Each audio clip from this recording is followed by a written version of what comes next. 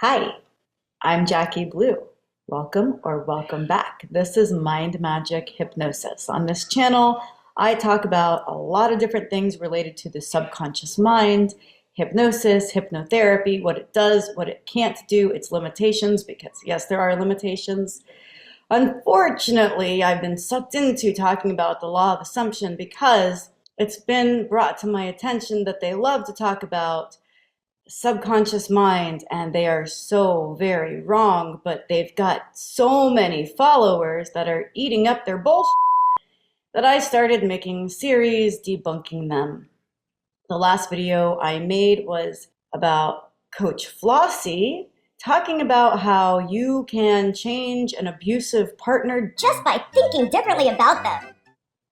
Yeah, because that's how that works. Not. Go watch that video if you need the refresher on that. But after that video, I got some emails from people. I'm not going to share these because these are deeply personal. I did not get permission to share them, and I'm not going to ask for permission because people were sharing their personal stories with me. And that was flooding in about domestic violence after I made that video about Flossie. People commenting to me, thanking me for making that video, and exasperated by just how damaging the law of assumption community is and the actual things they say. Like, if you actually listen to the words coming out of their mouths, and then you sit back and you're like, how does any rational, logical minded person accept what they're saying?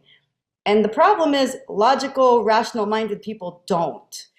The problem is coaches like Flossie and Sammy Ingram, who, by the way, I'm happy to report to you, as it was reported to me, Sammy Ingram's The Mermaid Gang Facebook group has been shut down, and she's been referred to as a dangerous person or dangerous organization, which is exactly what it is when you're encouraging limerence, solipsism, delusional thinking, and encouraging that like it's your new religion, that you are to eat, breathe, sleep. It is very cult-like behavior. It is dangerous. It is very dangerous to people who are prone to OCD or who might be borderline, who might be schizoaffective, people who desperately crave affection and are prone to limerent thinking, limerent mindsets. A limerent mindset is somebody who becomes obsessed. It's often not a conscious thing. They don't want to have these obsessive, intrusive thoughts about another person, but they can't help it. That's the limerence of it. That's the problem, right? You get these coaches that are capitalizing on people's desperation, their heartbreak, their pain, their limerence, their intrusive, unwanted thoughts of obsession and obsessive feelings. And then these coaches go and prey on that, and it tends to bring out the worst in people. And the stories that we see in the manifesting SP community, they scare me. Quite frankly, they scare me. I have said that I will talk about the stalker story, my stalker story on this channel, just to shine some light on what it's like to actually have somebody obsessed with you. There's nothing romantic about it. It's quite scary. I know that I sometimes might come off a little harsh. I drink wine when I make these videos, and I try to make it fun for me because this content is really not fun for me to sit through. I really do not enjoy listening to Manifesting with Kimberly. Hello, my fellow flawless, limitless, sexy, sassy, saucy, HBICs. Or Laws screaming abusive shit. They can only reflect the thoughts you were putting inside them. You're going to leave me. When I go away, we're not going to talk. You're going to ghost me like all the others. You're just like all the other men. You don't understand how to love. I need love, time, attention, affection. You're not giving it to me. Something wrong with you. You're a big walking red flag. Whatever the fuck it is you learned from dating coaches, and then you've been told to school them or tell them your truth or fucking speak your piece or whatever the fucking shit is you guys do. Or Sammy and her obnoxious rants. What's up, guys? We're back with another video. If you are new here, my name is Sammy, and we are the Mermaid Gang. This is where you can come to spin your disbelief. I am your favorite manifestation coach. I don't enjoy any of it, but I try to make it fun for me while I'm doing this for you. So yeah, so I make up the liar song and I try to poke fun at it and have a little fun with the editing process. So I do apologize if I at any point come across harsh towards those who are actually suffering from the law of assumption. My anger is not towards the people that have fallen prey to this. You guys have my full sympathy. My anger is towards these coaches that are charlatans, that are bullshit artists, that are just trying to capitalize on your pain. That's who I'm angry at. So if at any point I've come across as being angry towards the followers, no, I'm only slightly annoyed when they attack me. And I've seen in the Reddit communities where the followers of these coaches and of Neville Goddard will go in and just be abrasive, and it's like they're looking for confrontation. But if you believe this stuff so much, then why are you creating the controversy? Why are you creating the opposition if you believe that everything is all in your mind anyway? If you really truly believed in something, you wouldn't create the opposition to it, would you? And if you would, what would be the purpose to that? I don't need to answer that for you. It's a hypothetical. You can answer it for yourself. It's a rhetorical. So if you do believe in the law of assumption, then why are you also then creating people like me and the snark pages? Why are you creating opposition then? And what purpose does that opposition serve to you? Just like when I'm in hypnotherapy, when I'm in a session with a client, and we're going after anxiety and we're asking the anxiety, what purpose do you serve? Go ahead and ask that same question regarding why are you creating opposition and what purpose does this opposition serve to you? Does it make your belief stronger or does it make your belief fall apart under scrutiny? I have believed a lot of things in my younger years that I no longer believe in my 40s. The reason that I no longer believe in things I once believed in was because I did believe in it with all my heart and soul, and I didn't see the results. And instead, I became convinced it's all BS. Now, there are still a lot of things I do believe in that I did believe in when I was younger, and those things that I still believe in them because for me, I have gotten the validation that I need or the empirical evidence that I needed to continue that belief. If creating opposition furthers your belief in the manifestation shit for you, then great, awesome, kudos, go for it. But then why are you attacking? What purpose does attacking the opposition have?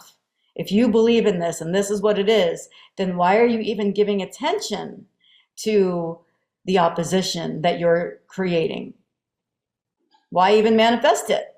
So these are things you need to wrestle with, not bring it on to us and ask people in the snark pages or people like me why I don't believe. I've already gone through that, and if you really need the refresher, you can go ahead and watch the full series. But I haven't made a video since that video because I've been busy. You will not find me on Facebook or Instagram. I deleted all of that. I'm not on Twitter or TikTok. Quite frankly, I'm bored with social media. I don't like being on the internet. I was working on a documentary with somebody else. I'm working on a documentary of mine that has been in pre-production for a while now. I've been making stuff. I make stuff. And I have a workshop. My garage is my workshop. And I've been down in my garage for hours a day making stuff because I have another creative venture on the horizon that will be launching soon.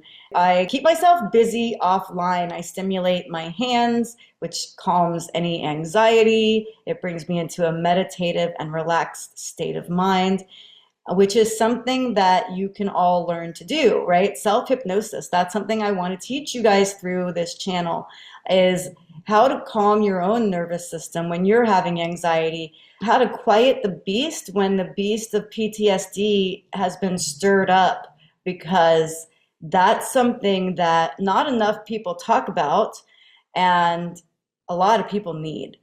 So one of these things I've been working on is I make these snake eggs, and in some belief systems, serpents and snakes represent feminine energy and goddess energy, and eggs represent fertility and life. So I've always called my children my eggs. If you take the analogy and you go with the belief system that serpent energy is aligned with feminine energy, and I've got this serpent protecting this egg, then this is very symbolic for me with something that I've been dealing with in my personal life, which a few people will understand the symbology just looking at it and understanding the snake and egg metaphor there.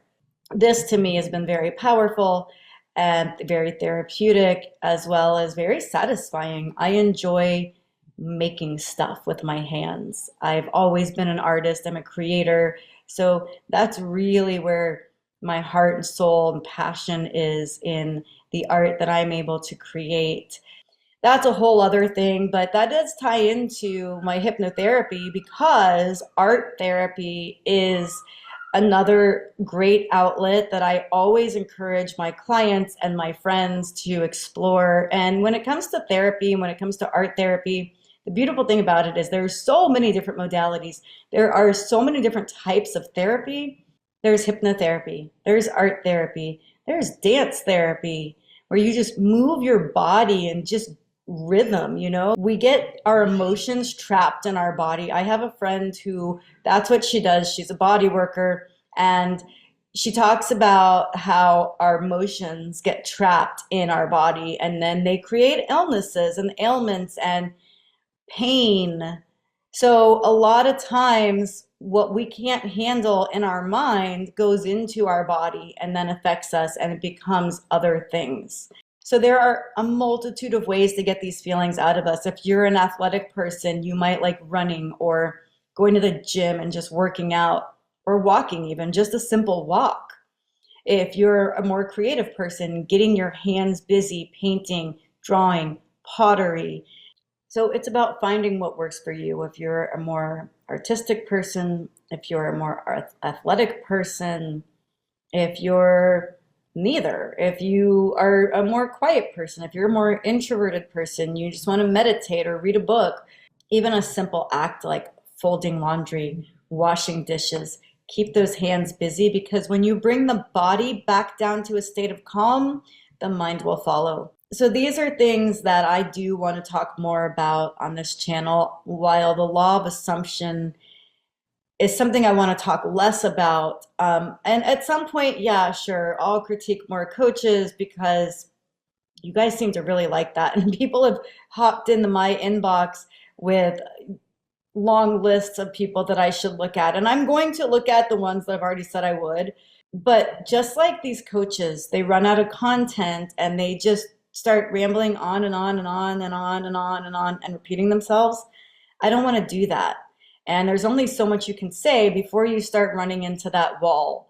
So I don't want to do that when it comes to the law of assumption. And I feel like I've said so much about it already that I'd really like to talk more about domestic violence right now, and how you can recognize when your own children are in a domestic violent relationship. Because I am someone who survived a night that I should have died. I should have died in a pool of my own blood, May 7th, 2011. I did not. I survived that. And one of the things I've noticed is that sharing my story has been the most powerful thing I've been able to do since then. Sharing my story with other women has helped them recognize patterns in their own relationships that could have led to their own demise, where they recognized the exact same words, the exact same patterns, and the only difference was their husband's name, occupation, and the details of their upbringing. But the words they said and the way that they treated us were exactly the same. That these women would look at me and say, "How do you know what my husband says to me?" And I said, "I don't. I'm telling you what my husband said to me. And these women heard their husband's words in my story. It's a pattern, it's a personality type. And what do you do when you're a mom of boys and you notice your sons might be in a dangerous relationship? How do you recognize the signs? That's what I want to talk about right now. That's something that's really important that I don't think a lot of us know what to do, because it's one of these stunning things where society tells us we need to back up. We need to let our kids live their own lives. And yes, I agree with that. We need to let our kids live their own lives. But when you see certain patterns in behavior, what do? At what point do you step in and say something? Can you say something? Are you even able to talk to your child? Are you allowed, or have you been forbidden by their abuser to even communicate with them? So let's get into this, because this is a really pressing matter and it's something that keeps me up at night. So the first thing I want to acknowledge when your child ends up with an abusive partner is the little things, because it always starts small, right? Think about if you were in an abusive relationship, how did it start? Because it never starts out awful. It always starts out with trauma bonding or love bombing, or both, trauma bonding and love bombing. Then you get the grooming. And when I say grooming, I'm not talking about what we think of when we think of predators grooming young children. Think about the reality. Even cult leaders have to groom their subjects. Grooming is not exclusive to pedophiles. So let's nix that idea. And when I say grooming, this is what I'm talking about. So here's the myth.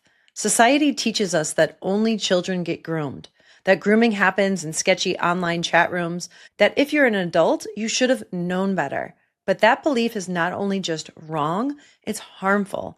Because when adults do get groomed, they often feel like they're not even allowed to name it.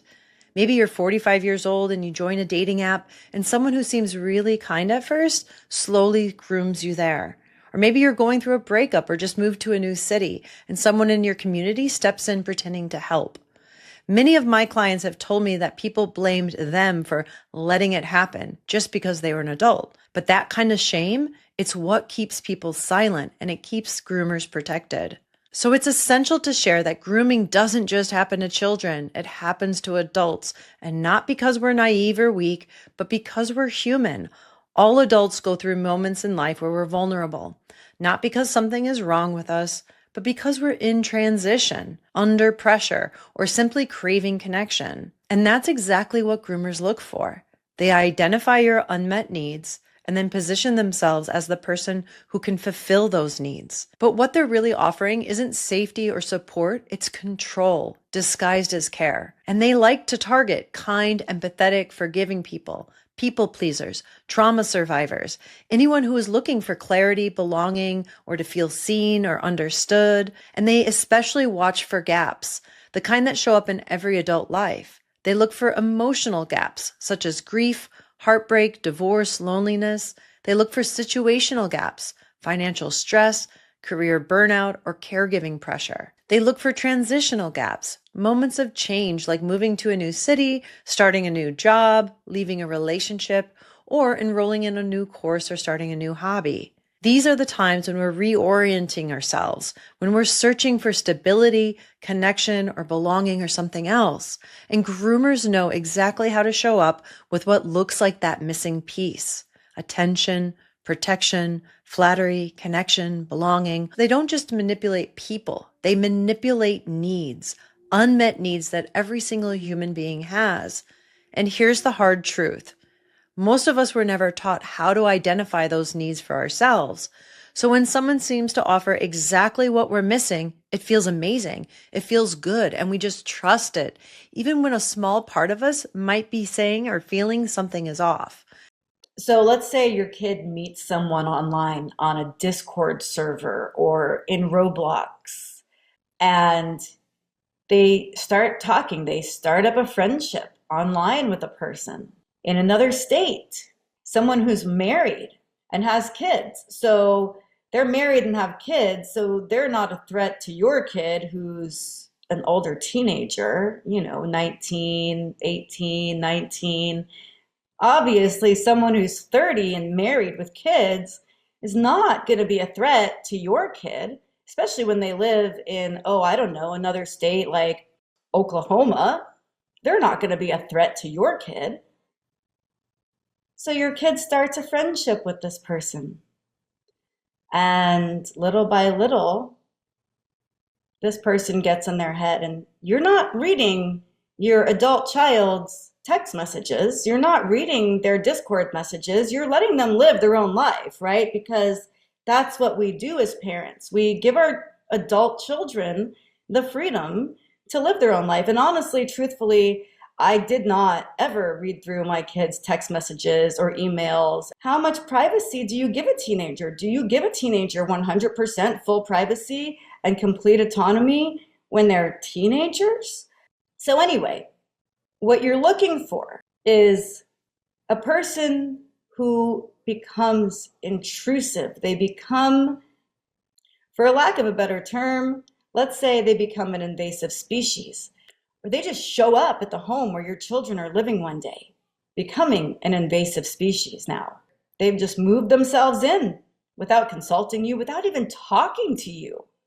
And when you try to talk to your kid about it, well, your kid's an adult and they don't want to talk to you about it because they're a legal adult, so they think that they can do what they want. And this person showing up is also an adult who is encouraging your kid to act differently. So you want to notice people who come into your children's lives, and then your children start acting differently. And now I want to talk about coercive control. What is coercive control? Coercive control. Where is the line? Not all domestic abuse is physical or verbal. Coercive control can be hard to spot. What may appear romantic and loving can cross a line and become damaging and harmful. But what is coercive control, and where is that line? Love bombing. A new relationship can feel fun and exciting. Having someone shower you with affection, admiration, and even gifts can feel fantastic. But sometimes it can be too intense. A bunch of flowers is nice, but 10 bunches, and a phone, and a holiday can be overwhelming if you feel you can't say no, or owe something in return. A call or text is nice, but constant messages can be intrusive. If you feel you're under pressure to reply quickly, or you don't have your own time and space, the line has been crossed. Compliments are nice, but compliments like, "You're the only person who gets me," "I only ever want to be with you," could be a warning if it makes you feel uncomfortable. A relationship should take time to grow. If you feel you're being rushed and things are happening too quickly, it may have crossed the line into love bombing. Isolation. A new partner can be a great addition to your support network, as well as friends and family, and having space outside a relationship for family and friends will only make things better. But a controlling partner will try to limit or cut off support of friends and family, telling you that other people in your life don't respect you or don't like you. They can also control your access to money, work, or education. If this is happening, the line has been crossed. Monitoring. It's nice when a partner takes an interest in your life, but if that interest becomes a constant presence in everything you do and everywhere you go, it's crossing the line. Listening to your calls, having access to your social media, photos and DMs, maybe even tracking your phone, are all signs of coercive control. Having your own privacy and boundaries is not the same as keeping secrets in a relationship. Coercive control is persistent and deliberate behaviour with the aim of gaining control over another. It's wrong and against the law. When you notice that you're no longer having one-on-one private conversations with your child because now this new person, this invasive species, is now eavesdropping on every single conversation. There is no more privacy between you and your child at all. This person now has access to your child's email, has all their passwords, all their social media, their Cash App, everything. Your child and this person, there's no line between where one stops and the other begins. Those are red flags to keep an eye out for. Those are going to be the first red flags to watch for. And when you notice these red flags, when you notice signs of coercive control, when you notice that your child has turned against and is being isolated from their friends and their family, including their siblings and parents. Now, I know that some kids don't have great relationships with their parents, aunt, grandmother. These are signs you need to look for as a parent. If these are happening, you need to watch out. You need to be aware that your child might be in a very unhealthy situation. If that's the case, what can you do about it? They're an adult child. The answer, what can you do? Not a damn thing, but control how you react and respond. You can only control your actions and reactions. So let me tell you what abusive people hate the most. And I'm not qualified to diagnose anybody as a narcissist or with narcissistic personality disorder or as a schizo or anything else. So I am only stating my personal opinion from everything I have learned from listening to experts and reading books and talking with my own therapist, who is a forensic therapist who specializes in PTSD and narcissistic abuse and recovering from that. Narcissistic people hate two things the most, and oftentimes abusive people and narcissistic people have a lot in common. So the first thing they hate is being exposed, and the second thing they hate is being ignored.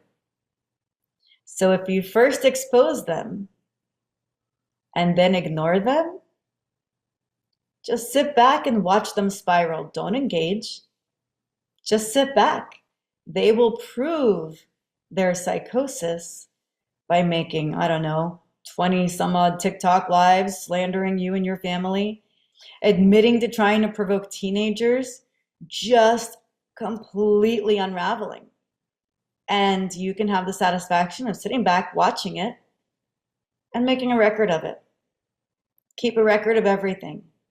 Because one day, if your child has the strength to leave that relationship and sue that person for emotional damages, you have a record of everything. That's what you can do. When your child is ready to leave, then you have options.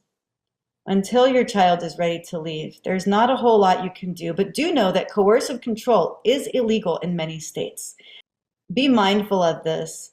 And be aware that people who are in the manifesting and SP community, they might be these types of people that are, once they get your person, they're as the limerent object, they might actually be the abusive person who is then going to insist on having all the passwords and having the phone and never allowing the person to have a private conversation.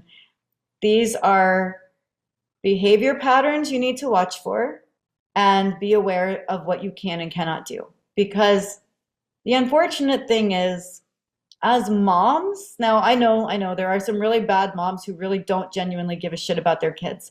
But then there's the rest of us. And for the rest of us, we're not perfect. There's no such thing as a perfect mom. But our love is unbreakable. And just like a mama bear and a cub, what happens if you mess with a baby bear? That mama bear is going to destroy you, is going to tear you limb for limb. But as humans, even though the mama bear in us might feel that rage, and we want to tear another human being limb for limb. Because we are human, we are expected to be more civilized, even though we feel that same rage a mama bear feels.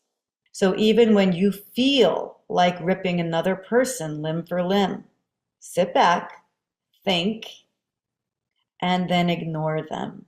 Pop open a bag of popcorn and just sit back and enjoy the show, because it will be a show. You will laugh. You will LOL, laugh out loud for real. So that's what you can do.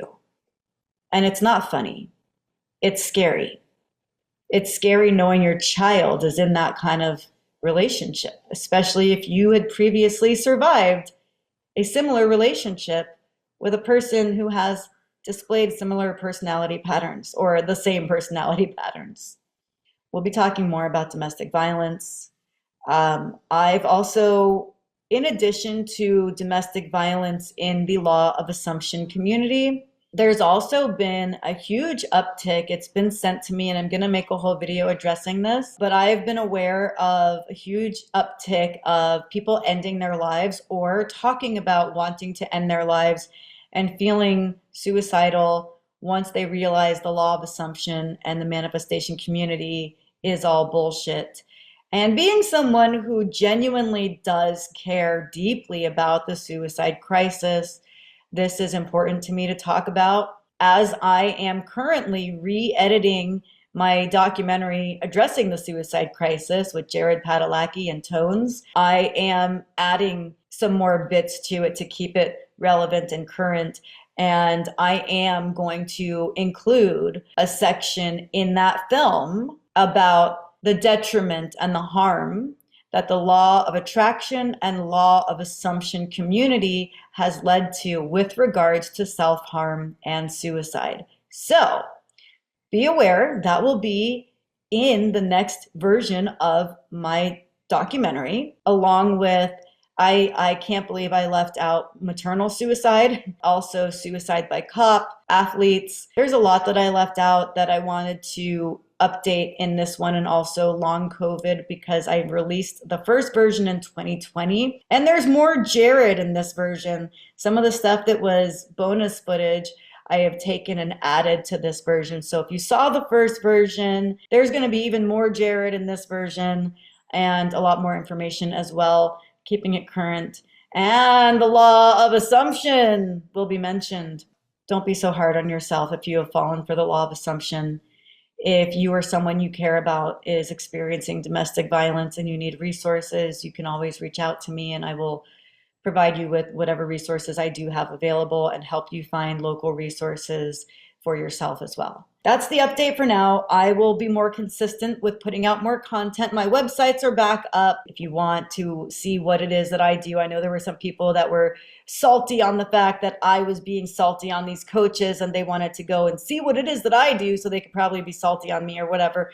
I don't care. If you want to go check out my website, mindmagichypnosis.com, it's back up. Also, beyondbeautifulbirths.com is back up. I will be resuming the support groups soon, and I'm going to also have support groups for the Mind Magic Hypnosis. I was thinking there's probably a lot of people that might benefit talking about the law of assumption stuff in a support group setting.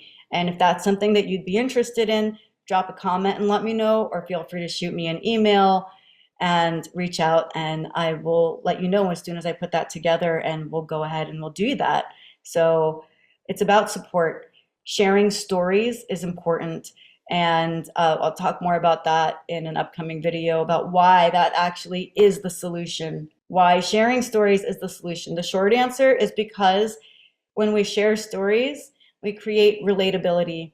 Relatability creates connection, and connection saves lives. So on that note, take care of yourself, and I'll see you soon.